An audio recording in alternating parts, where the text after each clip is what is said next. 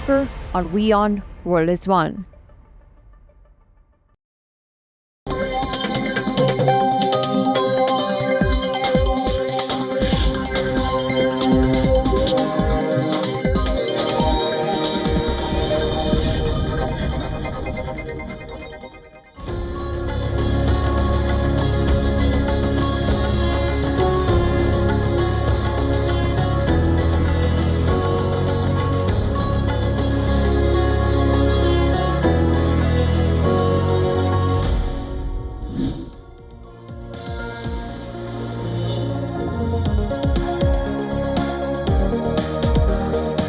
Hello and welcome to WION World is One. You're watching Race to Power with me, Hema Korsara, and here's what we've lined up for you on the show tonight. Former French President Nicolas Sarkozy has been sentenced to 5 years in prison. We will tell you all about it on the show. Also on the show tonight, US President Donald Trump has accused the left once again of a recent spike in violence, but under the political rhetoric, the real issue remains buried. Stay tuned for that report. Now, former French President Nicolas Sarkozy has been sentenced to 5 years in prison. A French court held him guilty of criminal conspiracy in a case that dates back to 2005 and links to former Libyan dictator Muammar Gaddafi. French court held Sarkozy guilty on one account in high-profile Libya funding case. The court found that Sarkozy engaged in a corruption pact with Muammar Gaddafi, but he was cleared of the charge that accused him of using that money for election campaign.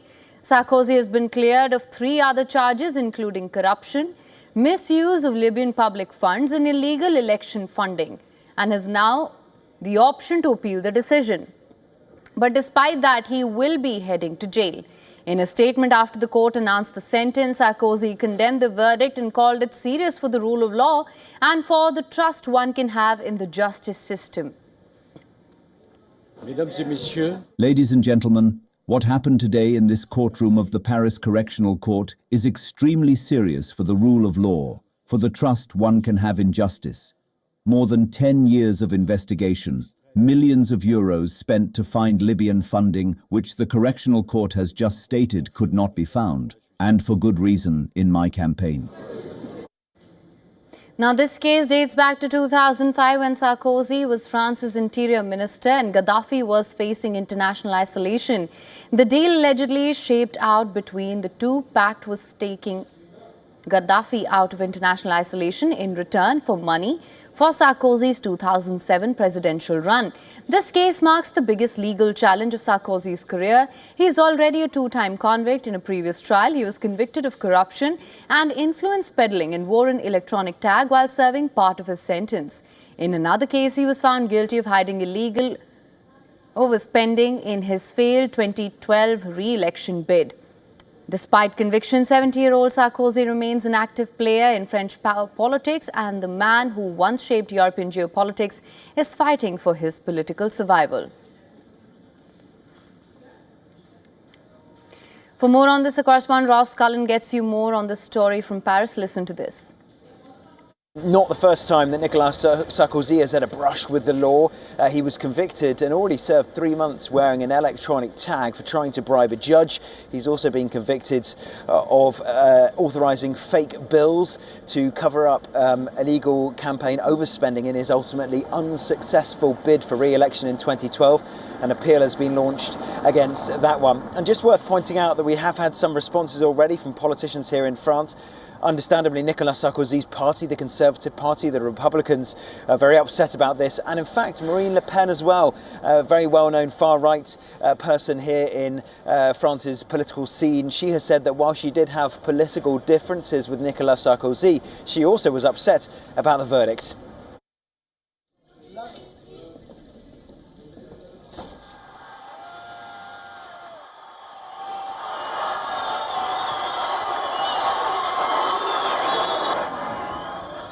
Now, Pakistan Prime Minister Shehbaz Sharif and Pakistan Army Chief Asim Munir are meeting US President Donald Trump during their visit to the United States on the 25th of September. That's today. But back in Pakistan, trouble is brewing for his government as jailed former Prime Minister Imran Khan has called for a massive rally on the 27th of September, a day after Shehbaz Sharif takes the stage at the United Nations General Assembly. On our special segment today, we tell you who the real Pakistan power brokers are. Take a look.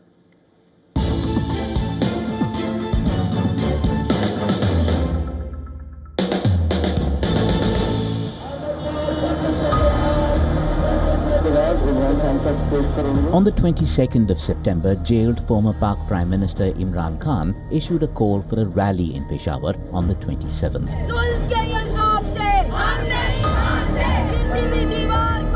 The PTI leadership in Khyber Pakhtunkhwa has declared the upcoming rally a milestone in the push for the release of Imran Khan, also terming it a landmark moment in their movement for real freedom.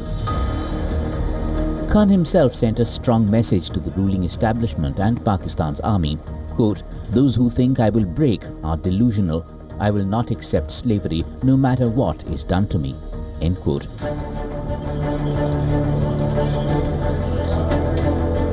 The upcoming rally has been scheduled for a day after Pakistan Prime Minister Shehbaz Sharif addresses the UN General Assembly on the 26th. Shehbaz Sharif, who is in the United States for the UNGA, had a brief interaction with President Trump on Tuesday before their official bilateral. Sharif met Trump informally after the summit of Arab Islamic leaders where the Pak PM had been invited. There's been a distinct though unexpected thaw in Washington-Islamabad ties since Trump took office in January this year.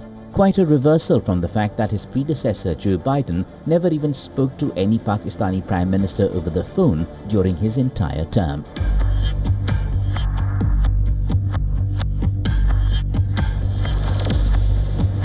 In June this year, Pak Army Chief Asim Munir was invited to a private lunch meeting with President Trump. The gesture is typically reserved for visiting heads of state or government. That meeting culminated in Trump's announcement of enhanced US-Pakistan cooperation in various fields, including an oil deal. The Sharif government cozying up to Trump comes ahead of release of the much-delayed and potentially damaging report on the 2024 Pakistan general elections. The report, which is set to reveal that the elections were rigged, is expected to be released by the end of this month. It was leaked earlier this month and is now available on dropsitenews.com. The Commonwealth Secretariat, which sends observer groups to monitor elections in various countries around the world, usually publishes findings after elections end. In the curious case of the Pakistan general election, which took place last February, the Commonwealth Secretariat still hasn't published the report. The delay is unprecedented. The big questions. Why was the report not published in the year and a half after the 2024 Pakistan general election? And did the Pakistan government and establishment deliberately stall the release? The meetings in the United States, the timing of the release of the report, and the upcoming massive rally of the PTI. Pakistan's power play continues. Now, the left versus right rhetoric is only intensifying in the United States. A shooting incident at an ICE facility in Dallas has further fueled this fire, and Donald Trump has accused the left of recent spike in violence. Trump, in his long post on Truth Social, has said, and I'm quoting here, "This violence is the result of the radical left. Democrats constantly demonizing law enforcement, calling for ICE to be demolished and comparing ICE officers to Nazis. The continuing violence from radical left terrorists in the aftermath of Charlie Kirk's assassination must be stopped." Now, Vice President J.D. Vance also targeted the left, referring to the ICE facility shooting as, quote, left-wing extremism. But what we know is that in Dallas, Texas, an ICE facility, an Immigration and Customs Enforcement facility, was opened fire upon by a violent left-wing extremist, a person who wrote anti-ICE messaging on their bullets, and there's some evidence that we have that's not yet public, but we know this person was politically motivated. Now, the Republican camp's accusations come after a photo was released by the FBI chief Kash Patel, which shows a bullet marked with words anti-ICE. This is the third shooting in Texas directed at ICE or CBP. This must stop. To every politician who is using rhetoric demonizing ICE and demonizing CBP, stop. To every politician demanding that ICE agents be doxxed and calling for people to go after their families, stop. This has very real consequences. Authorities are yet to publicly identify the shooter and remark on his motive, but the shooting comes after months of protests and backlash against the Immigration and Customs Enforcement Department for arresting and detaining immigrants. ICE has been actively detaining what the agency has identified as illegal immigrants after Trump signed an executive order to carry out what he called the largest deportation in American history. The Democrats have denounced Trump's move and several leaders have joined protests and rallies calling for an end to immigration detention. But after right-wing commentator Charlie Kirk's shooting, political rhetoric against the left has only increased. However, the politics over latest shooting incidents has failed to address a long-standing concern over relaxed gun laws in the U.S., according to the Gun Violence Archive. Over 300 mass shootings have occurred in the U.S. in 2025 so far, but none of them have stirred political debate and rhetoric as much as Kirk's death and the latest shooting at the ICE facility.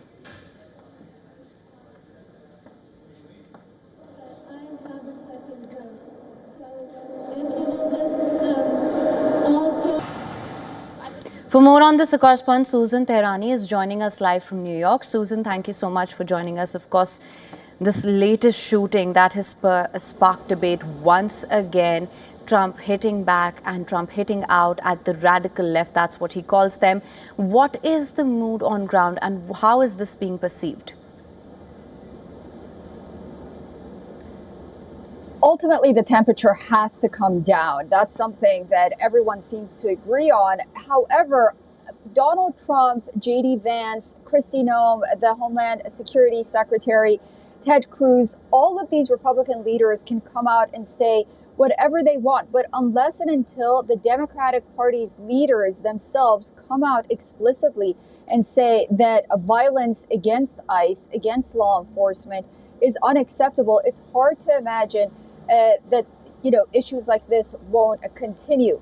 Kristi Noem was saying when you constantly compare the police department or ICE to the modern day Gestapo, then there are going to be individuals that are going to come and try to cause violence. And one is too much. This incident just happens a few weeks after another ICE facility in Texas was targeted. Now the FBI says that it's looking into a potential co-conspirator and a ring regarding that attack, and up to 14 people have been detained. So we still need more information. This 29-year-old was identified. President Trump's comments came after the FBI said that there were anti-ICE messaging on the casing. Ironically, no ICE officials were hurt. It was actually the detainees who were killed and hurt during this incident. Of course, the gunman shot himself as well. But the mood on the ground, when you ask, everyone agrees that this kind of violence just needs to stop. And also the rhetoric needs to stop. So there won't be insane individuals like this one and the one at Charlie Kirk that'll act upon on these messages that the leaders put out. So it's a tense situation, and it just doesn't seem like it's going away anytime soon. Absolutely, Susan, because that's exactly what I was going to come to. Is the real message being lost somewhere in this rhetoric and this back and forth between the right and the left? And that is gun laws. America needs stricter gun laws, and that's the real question and that's the real debate. Do you think that message is lost here? There's the issue of gun laws, but there's also there's also the issue of mental health and pharmaceuticals and the direction that the youth's mental health is going in this country. There is pharmaceutical drugs being pushed on individuals, notably those that are younger. There is the messaging about, cultural messaging that goes around as well.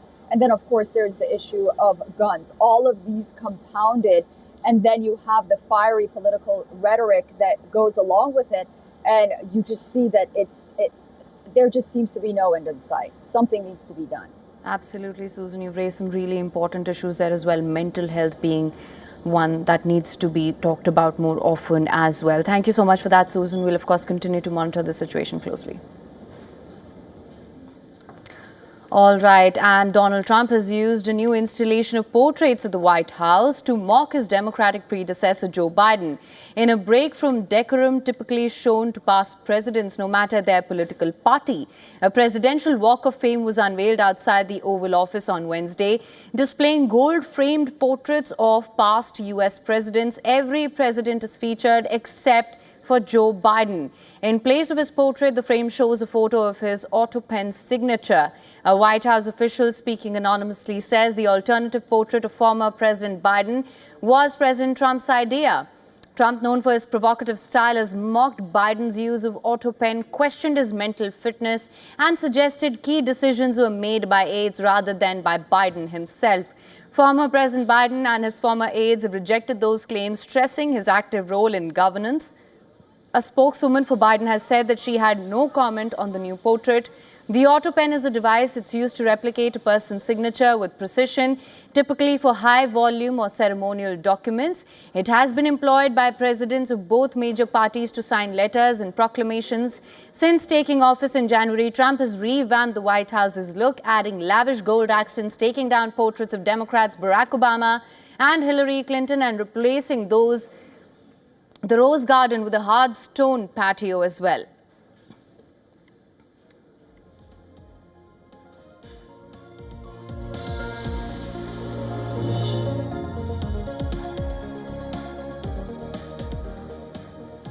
And Brazil's former President Jair Bolsonaro's immunity bid has failed. The country's Senate has rejected a bill to nullify his court conviction, called the Banditry Bill by People. The setback for Bolsonaro comes after massive public outrage on the streets.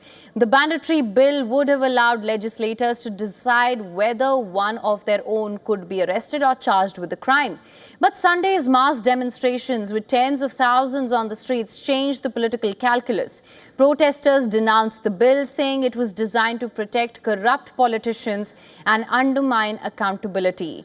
Lawmakers struck down the bill before it could go to a final vote. Incumbent President Lula da Silva said the bill met the fate it deserved because it was a national shame. Had it passed, it would have erased dozens of Supreme Court cases against more than 100 sitting lawmakers, including far-right ex-President Jair Bolsonaro.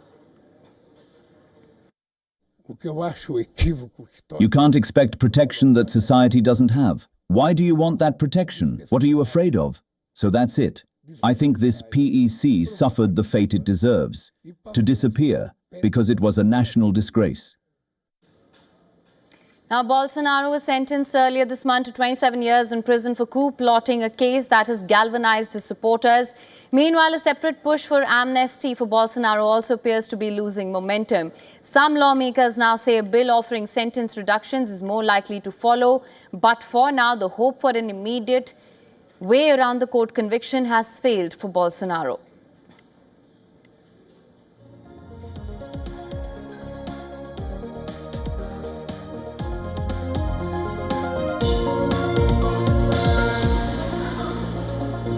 And German Chancellor Friedrich Merz is in a damage control mode. The relentless rise of far-right AfD has sent shockwaves through German politics.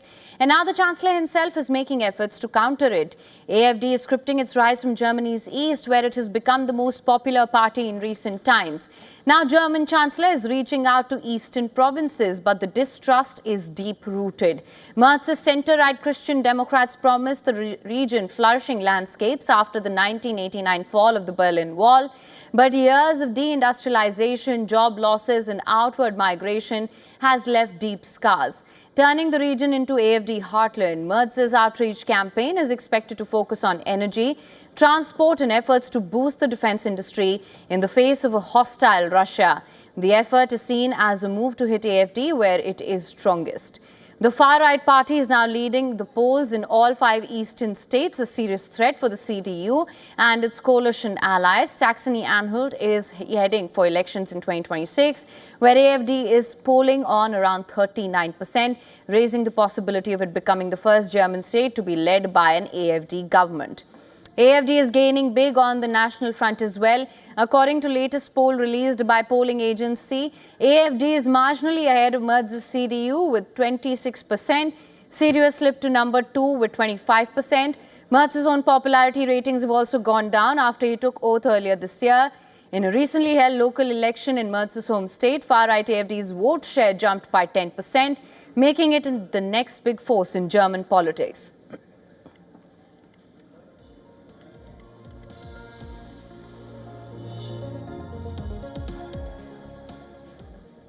And Uganda is heading for a runoff election between Bobi Wine and President Yoweri Museveni. Pop star turned politician Bobi Wine has been cleared to run for president, setting up a rematch against Africa's longest-serving leader, Yoweri Museveni. Uganda's Electoral Commission has cleared Bobi Wine to contest January's presidential election. 43-year-old opposition leader is popularly called the ghetto president. He will take on 81-year-old President Museveni, who has ruled Uganda since 1986 and is now taking a record 7th term. In 2021, Bobi Wine won 35% of the vote against Museveni, who got 58%. That was the closest someone has got to challenge Museveni's long-standing rule. Wine rejected the result, alleging ballot stuffing and fraud. The dispute triggered deadly protests that killed 54 people. Wine's party currently holds the largest number of opposition seats in parliament. He has accused Museveni of ruling by force for 4 decades, looting the nation and using state institutions as weapons against his people.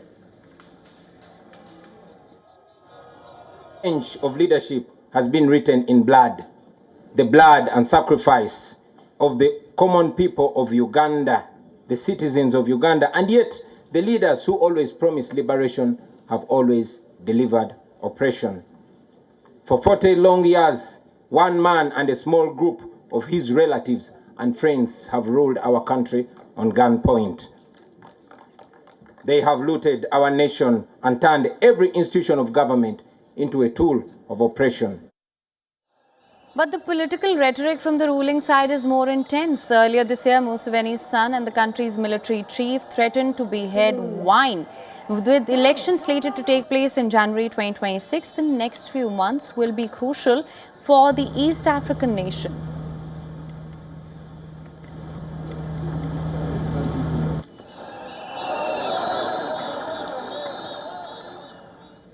In a new political development from Thailand, Prime Minister Anutin Charnvirakul has announced his intention to dissolve parliament by the end of January, paving the way for a national election scheduled for March or early April. Anutin secured the premiership in early September, becoming Thailand's third prime minister since August 2023 after withdrawing his party from a coalition government previously led by the Pheu Thai party. To assume power, he gained the support of Parliament's largest bloc, the opposition People's Party, which set several conditions for backing him. Chief among them, a commitment to hold elections within 4 months of taking office. The ongoing political turbulence has begun weighing heavily on Southeast Asia's second largest economy. Fitch Ratings revised Thailand's outlook from stable to negative, pointing to heightened risks to the country's public finances stemming from the continuing political uncertainty. Prime Minister Anutin faces a formidable challenge in reviving an economy weighed down by US tariffs, soaring household debt and weak domestic consumption. At a press conference, Anutin outlined his administration's plans to address these economic pressures, pledging measures to ease the cost of living and provide support for farmers affected by falling agricultural prices.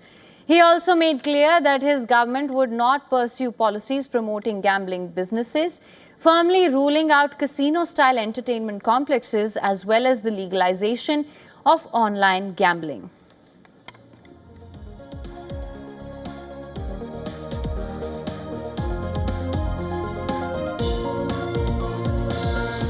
And with that, it's a wrap on this edition of Race to Power. News and updates will continue on the other side on WION World is One. Stay tuned.